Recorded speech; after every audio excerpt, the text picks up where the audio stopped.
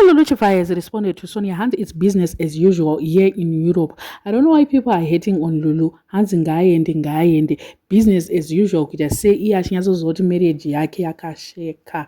Kochiko naye weduwe. Lulu akatadzire chivanhu. Asi my John ndanyatsoona kuti vanodiwa nevanhu singaite. My John vari kunzi ngavadzoke kumba kwavo. Tiri kunyatsovada zvekutodaro. Nechirungu icho chiya hanzi ngavadzoke.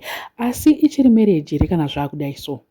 Chimbonyatsondiudza kuti marriage kupi inoitwa mahumbwe tete nekusaidhi vanenge vachitongawo iye Whitney wanenge achitongawo imba yake uyu Soniawo nekusaidhi anenge achitaurawo achiti ndini maiguru.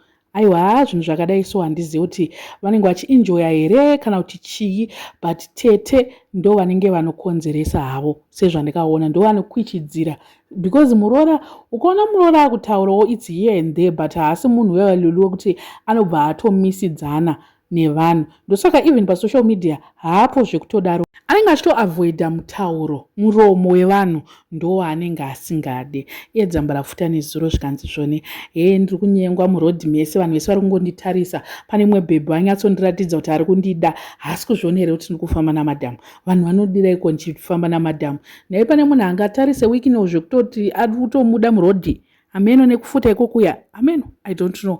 Pamwe variko vanhu vanenge vachitodawo dzamba rafuta vanenge vachitomudawo handizive. Regai mainini vaenjoy vatengerwewo mabhegi maLouis Vuitton machi. Hopefully she's investing because marriage yavo ika anytime inogona kungoondomoka, inogona kungopedzisira yatongova. Handiti takaudzwa kuti aiwaka hanzi Whitney on the maid waMnangagwa and then bodyguard akabva aitawo bodyguard rake Lulu. Zvinhu zvacho soka hanzi ava ndova amaid vaMnangagwa and then ndo vatsvagawo bodyguard wosamaid. Bodyguard ndiye Lulu.